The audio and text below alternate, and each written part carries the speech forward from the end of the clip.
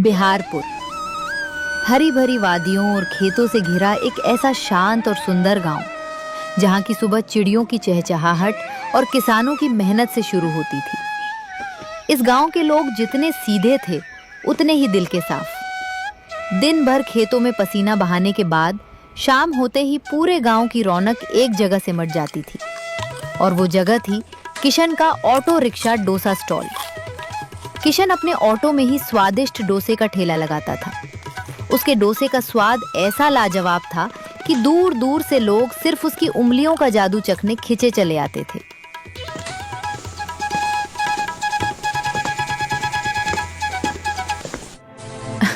अरे किशन भैया, सच में आपके हाथों में तो जादू है। आपका डोसा इतना बढ़िया होता है, साफ सफाई भी इतनी अच्छी है, तो आप शहर क्यों नहीं चले जाते? वहां तो आप खूब कमाओगे। यहाँ गांव में ही क्यों रुके हुए हो? चाची, बात ऐसी है कि जब मेरे पास कुछ नहीं था और मैंने एक छोटे से ठेले से शुरुआत की थी, तब इसी गांव के भाई बहनों ने मेरा साथ दिया था। आज उन्हीं की बदौलत मेरे पास यह ऑटो है। अब जब थोड़े अच्छे दिन आए हैं, तो मैं अपने लोगों को छोड़कर शहर भाग जाऊं? ये मुझसे नहीं होगा चाची। किशन, तुम जितने अच्छे डोसे बनाते हो, तुम्हारा दिल भी उतना ही प्यारा है। पर एक बात बताओ भाई, ऐसा क्या डालते हो इसमें? हम घर पर इतनी कोशिश करते हैं, पर ऐसा स्वाद और ऐसा कुरकुरापन कभी आता ही नहीं। भाभी, इसमें कोई गुप्त मसाला नहीं है। ये तो बस आप सबका प्यार है और मेरे स्वर्गीय बाबूजी का सिखाया हुआ हुनर है, जिसे मैंने आज भी जिंदा रखा है। बस यही मेरी रेसिपी है। किशन की इन्हीं मीठी बातों और स्वाद के दीवाने लोग रोज आते, डोसा खाते और खुशी खुशी पैसे देकर चले जाते।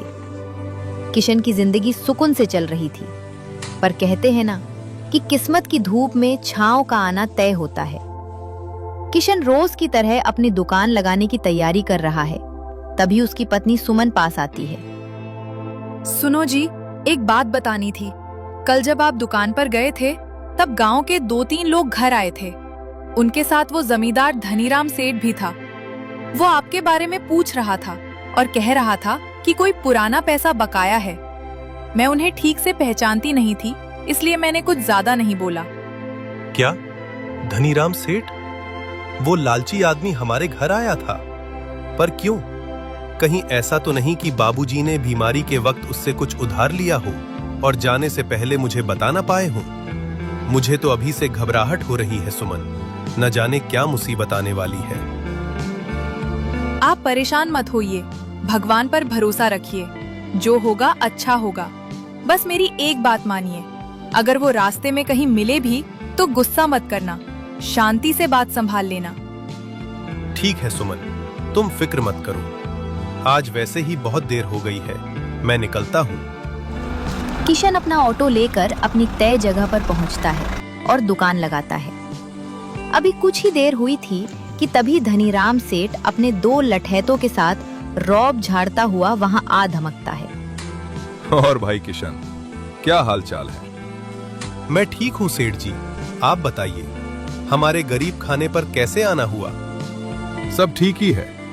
कल मैं तुम्हारे घर गया था, तुम्हारी पत्नी मिली थी। बहुत सीधे साधे लहजे में बात कर रही थी। शायद जानती नहीं कि धनीराम सेठ कौन है। जी, वो आपको नहीं पहचानती थी। उसने मुझे बताया कि आप आए थे। पर सेठ जी, आप किस सिलसिले में आए थे? साफ साफ बताइए। सिलसिले की बात सुन। तेरे स्वर्गीय बाप ने मुझसे पूरे 5,000 रुपए उधार लिए थे। मैं तो भूल ही गया था, पर कल जब पुरानी बही खाता खोली तो देखा कि वो पैसे आज तक चुकाए ही नहीं गए। अब इतने सालों का ब्याज मिलाकर पूरा हिसाब 25,000 रुपए बैठता है। क्या 25,000 रुपए? सेठ जी, इतने पैसे? क्या सच में मेरे बाबूजी ने? ए लड़के, जुबान संभाल कर बात कर। धनीराम का खाता कभी झूठ नहीं बोलता। अगर तू चुपचाप पैसे नहीं दे सकता, तो ये जो तेरी फटफटिया है ना, इसे मैं उठा ले जाऊंगा। इसे बेचकर अपना पैसा वसूल करूंगा। सेठ जी, रहम खाइए। मुझे इस उधार के बारे में कुछ नहीं पता था, पर मैं आपके पैसे खाऊंगा नहीं। मुझे बस 1 महीने का वक्त दे दीजिए। मैं दिन रात एक करके आपके 25,000 रुपए चुका दूंगा। 1 महीना? नहीं, मैं तुझे सिर्फ 10 दिन का समय दे रहा हूं। 10वें दिन मैं खुद यहां आऊंगा और मुझे मेरे पूरे पैसे नगद चाहिए। अगर पैसे नहीं मिले तो याद रखना, तेरी ये दुकान, तेरा घर, तेरी जमीन सब मेरी हो जाएगी। और सुन, पैसे नहीं दे पाया तो अपनी पत्नी की शादी मेरे लड़के से करानी पड़ेगी। धनीराम सेठ की ये आखिरी बात सुनते ही किशन के सब्र का बांध टूट गया। उसकी आंखों में अंगारे उतर आए। सेठ धनीराम, अपनी हद में रहकर बात करो। बात सिर्फ पैसों की है तो 10 दिन की मोहलत मांगी है ना। मैं वादा करता हूँ कि 10वें दिन तुम्हारी रकम तुम्हारे सामने होगी। अब चुपचाप यहाँ से चले जाओ, इससे पहले कि मेरा गुस्सा 7वें आसमान पर पहुंचे और मैं कुछ ऐसा कर बैठूं जिससे तुम्हारी खैर न हो। अच्छा, बड़ी गर्मी है तुझमें। मुझे ऐसी गर्मी शांत करने का पुराना तजुर्बा है। चलो रे लड़को, 10 दिन बाद इसका सारा घमंड इसी जमीन पर मिला देंगे। धनीराम सेठ के जाने के बाद किशन बहुत परेशान था। तभी वहां शहर से आया एक नया शादीशुदा जोड़ा आकर रुकता है। नमस्ते भैया, क्या आप ही किशन जी हैं? जी साहब, मैं ही किशन हूँ। बताइए क्या सेवा करूँ? दरअसल हम पास के शहर से आए हैं। बगल वाले इलाके में मेरा एक छोटा सा कारखाना है। मुझे वहाँ के स्टाफ और वीआईपी मेहमानों के लिए एक बेहतरीन बावर्ची की तलाश थी। हमने आपके स्वाद की बहुत तारीफ सुनी है। क्या आप हमारे कारखाने के मुख्य शेफ बनेंगे? साहब, आपकी पेशकश के लिए शुक्रिया। मैं खाना तो बहुत अच्छा बना लेता हूँ, पर मैं अपना ये गांव और यहाँ के लोगों को छोड़कर शहर नहीं जा सकता। मुझे अपने इस छोटे से काम से बहुत लगाव है। अरे किशन जी, पैसों की चिंता मत करो। तुम जो मांगोगे वो मिलेगा। महीने के 10,000, 20,000 या 25,000, तुम बस हाँ कहो। नहीं बाबू साहब, बात पैसों की नहीं, अपनों की है। मैं नहीं आ पाऊंगा, मुझे माफ कर दीजिए। अच्छा किशन जी, अगर आप शहर नहीं आ सकते तो कोई बात नहीं। क्या आप हमारे कारखाने के लिए रोज के 40 से 50 डोसे पैक करके दे सकते हैं? हम रोज खुद गाड़ी भेजकर यहाँ से मंगवा लिया करेंगे और आपको पूरे पैसे एडवांस दे दिया करेंगे। अरे मैडम जी, अगर ऐसी बात है तो ये तो बहुत अच्छी बात है। मैं रोज सुबह एकदम ताजा और गर्मा गर्म डोसा पैक करके यहीं तैयार रखूंगा। आपकी गाड़ी आकर ले जाया करेगी। चलिए, ये डील पक्की रही। पर इतनी बातें हो गईं, पहले हमें वो मशहूर डोसा खिलाकर तो देखिए कि स्वाद कैसा है। जी बाबूजी, अभी लाया। मैडम जी, आपके लिए भी। किशन फुर्ती से 2 प्लेट डोसा तैयार करता है। जैसे ही वो दोनों पहला निवाला खाते हैं, उनके चेहरे खिल उठते हैं। वाह किशन जी, सच में जैसा सुना था, स्वाद उससे भी कहीं ज्यादा लाजवाब है। आपकी तरक्की को कोई नहीं रोक सकता। वाकई अद्भुत स्वाद है। ये लो तुम्हारे एडवांस पैसे। कल से हमारा ऑर्डर तैयार रखना। उन दोनों के जाने के बाद किशन की आंखों में उम्मीद के नए आंसू थे। जहां एक तरफ 25,000 रुपए का पहाड़ जैसा कर्ज था, वही भगवान ने उसे तुरंत कमाने का एक नया जरिया दे दिया था।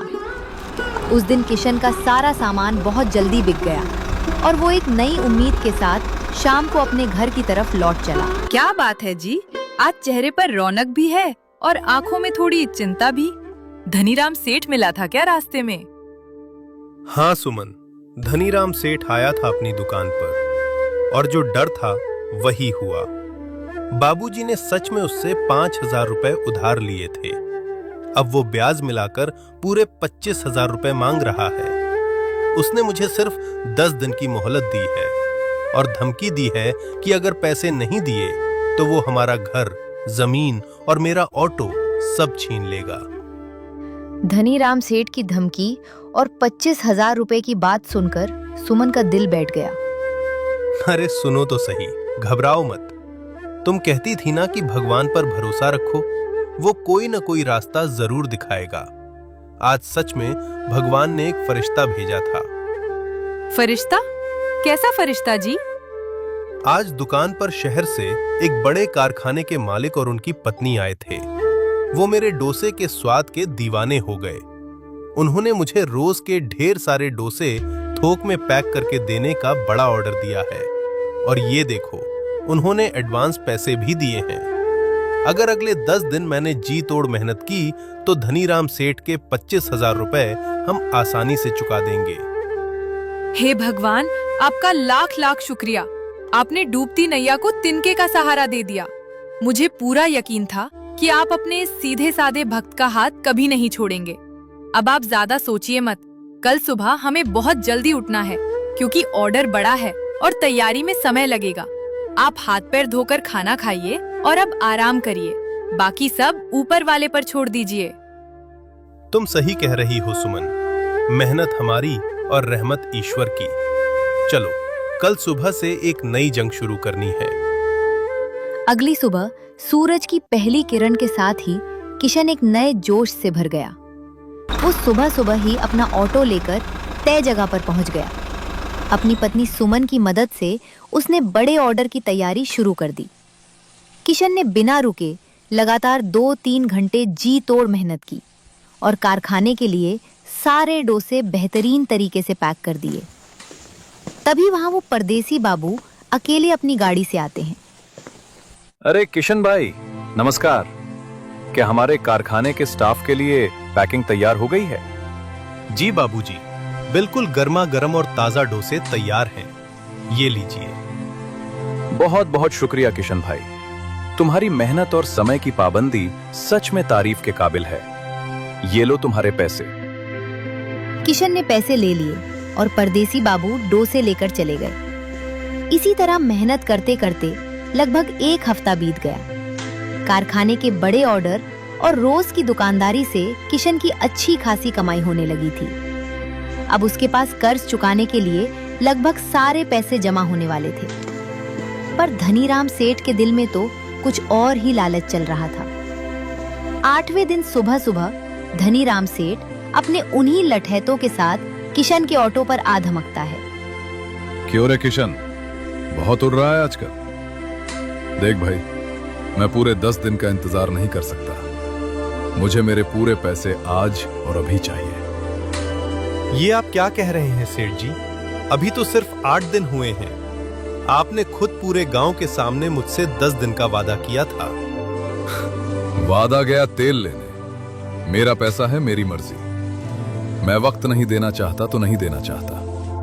अगर आज पैसे नहीं दे सकता तो चुपचाप अपने खेत, अपनी जमीन और इस ऑटो की चाबी मेरे हवाले कर और अपना बोरिया बिस्तर समेटकर इस गांव से दफा हो जा। सेठ जी, जुबान की भी कोई कीमत होती है।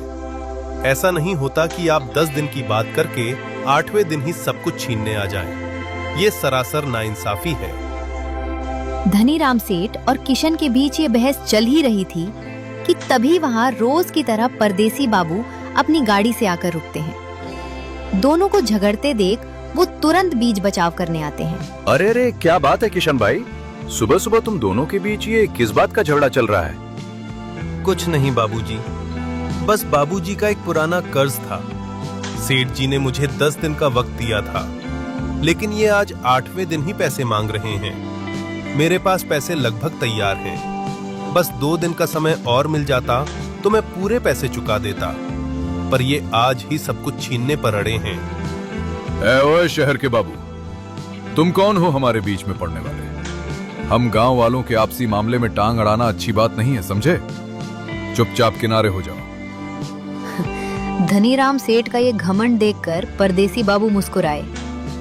धनीराम सेठ जी, मेरा नाम राजवर्धन है और मैं शहर की मल्टीनेशनल फूड्स फैक्ट्री का मालिक हूँ। तुम जिसे मामूली डोसे वाला समझ रहे हो ना, वो मेरी फैक्ट्री का सबसे खास पार्टनर बनने जा रहा है। और रही बात पैसों की, तो बताओ कितना बकाया है किशन का?